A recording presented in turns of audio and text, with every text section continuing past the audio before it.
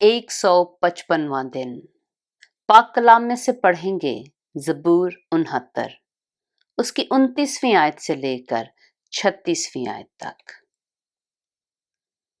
لیکن میں تو غریب اور غمگین ہوں، اے خدا تیری نجات مجھے سربلند کرے۔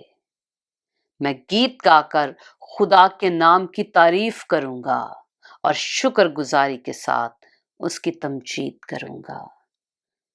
یہ خداوند کو بیل سے زیادہ پسند ہوگا، بلکہ سینگ اور کھر والے بچھڑے سے زیادہ۔ حلیم اسے دیکھ کر خوش ہوئے ہیں۔ اے خدا کے طالبو، تمہارے دل زندہ رہیں، کیونکہ خداوند محتاجوں کی سنتا ہے اور اپنے قیدیوں کو حقیر نہیں جانتا۔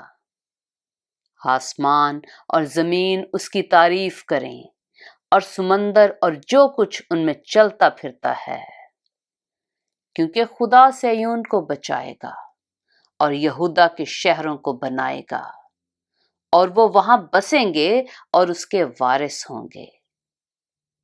اس کے بندوں کی نسل بھی اس کی مالک ہوگی، اور اس کے نام سے محبت رکھنے والے اس میں بسیں گے۔ پاک کلام کے پڑھے اور سنے جانے پر خداوند کی برکت ہو۔